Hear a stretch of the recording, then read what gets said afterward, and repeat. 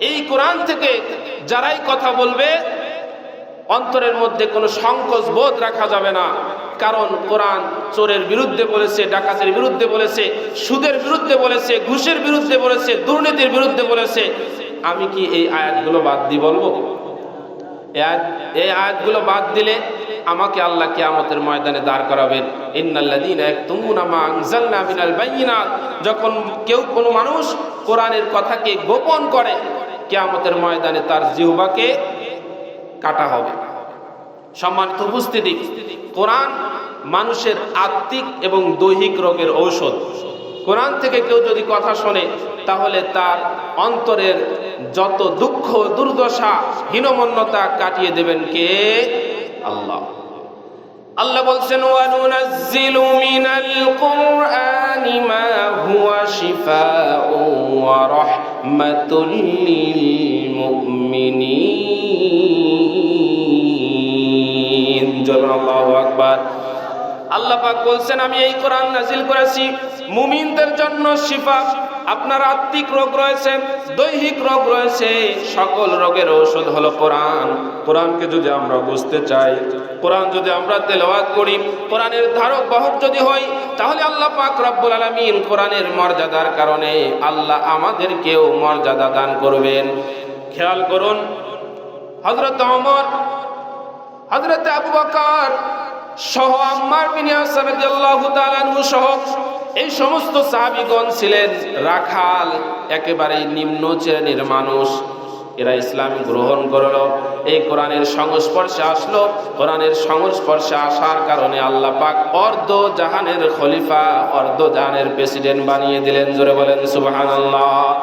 আল্লাহ পাকের জন্য বলছেন, মা আনজালনা আলাইকাল কুরআনা লিতাশকা। হাবিব, আপনি অসম্মানিত হবেন, আপনি লাঞ্ছিত হবেন, এজন্য কোরআন নাজিল করি। আপনি এই কোরআনের কারণে সম্মানিত হবেন। মানুষ আপনাকে প্রেসিডেন্ট মনে করবে, আপনাকে প্রধানমন্ত্রী মনে করবে, আপনাকে সম্মান করবে, এজন্য আপনাকে কোরআন দিয়েছি। এই কোরআন মানুষ যদি গ্রহণ করে তাহলে মানুষ সম্মানিত হবে। কোরআনের পক্ষে থাকার কারণে আবু বকরের সম্মান আল্লাহ বৃদ্ধি করে দিয়েছিলেন। এই কোরআনের বিরোধিতা করার কারণে আবু জাহেলের সম্মান আল্লাহ পাক একেবারে মাটির নিচে দাবিয়ে দিয়েছেন, লাঞ্ছিত করেছেন, অপমানিত করেছেন। এজন্য আল্লাহ পাক রব্বুল আলামিন কোরআনের সম্মানের কারণে মানুষকে সম্মানিত করেন।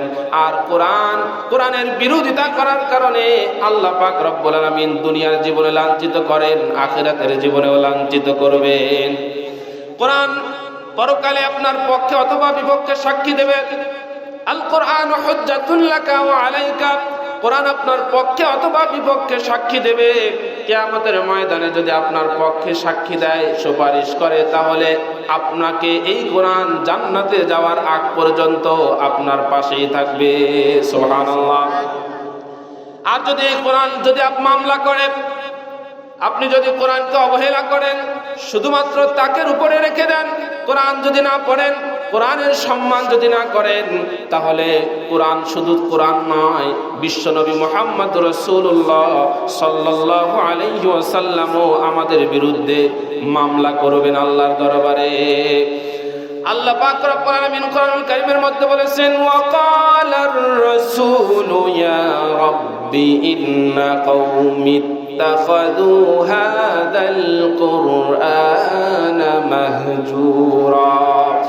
আল্লাহর দরবারে মুহাম্মদ রাসূলুল্লাহ সাল্লাল্লাহু আলাইহি ওয়াসাল্লাম মামলা করবেন, বলবেন আমার এই উম্মতগুলো কোরআনের হক আদায় করেনি, কোরআন পড়েনি, কোরআন শেখার চেষ্টা করেনি, কোরআন অনুযায়ী জীবন গঠন করার চেষ্টা করেনি।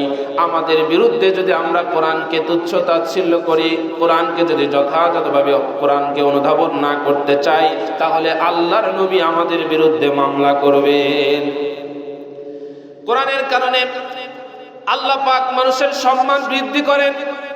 হযরত ওমর রাদিয়াল্লাহু তাআলা আনহুর সময়ে বিন আবজা একজন দাস ছিলেন, তাকে এক জায়গার গভর্নর বানানো হলো, প্রশাসক নিযুক্ত করা হলো। জিজ্ঞাসা করা হলো, এই বিন আবজাকে কেন প্রশাসক নিযুক্ত করা হলো? নাফে বলেন আমিরুল মুমিনিন এই বিন আফজা তার বৈশিষ্ট্য হলো ইন্নাহু কারিউন লিকিতাবিল্লাহ, কিতাবুল্লাহর কারি, আলিমুন বিল ফারাইজ, ফারাইজের আলেম, ওয়া কাদিন এবং তিনি কাজী। এই তিন বৈশিষ্ট্যের কারণে তাকে দাস থেকে দাস মুক্ত করা হয়েছে। এরপরে তাকে গভর্নর বানানো হয়েছে, প্রশাসক নিযুক্ত করা হয়েছে। ধরুন একটা টিওনো স্যার। হযরতে ওমর রাদিয়াল্লাহু তাআলা আনহু তখন বলেছিলেন ইন্নাল্লাহা ইয়ারফাউ বিহাদাল কিতাবি আকওয়ামান ওয়া ইয়াদউ বিহি আখারিন। এই কোরআনের কারণে আল্লাহ পাক কতক মানুষকে সম্মানিত করেন, আর এই কোরআনের বিরোধিতা করার কারণে আল্লাহ কতক মানুষকে লাঞ্ছিত করেন, অপমানিত করেন। কোরআনের কারণে আল্লাহ পাক কাউকে সম্মানিত করেন, কাউকে অপমানিত করেন। তো এই কোরআন শিখা, অনুধাবন করার, আমল করার চেষ্টা করব ইনশাআল্লাহ। মুসলমানদেরকে ঘন্টার পর ঘন্টা ওয়াজ শোনানো যায়, কিন্তু কোরআন শেখানো যায় না। কোরআন শিখতে হবে।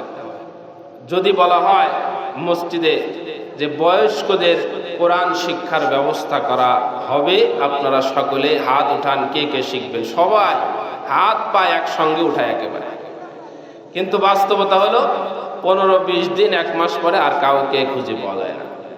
মুসলমানদেরকে, এই বাংলাদেশের মানুষদেরকে ঘন্টার পর ঘন্টা, মাশাআল্লাহ, ঘন্টার পর ঘন্টা আলোচনা শুনে, আরো যত নেক আমল আছে সবই করে, কিন্তু কোরআন শেখে না।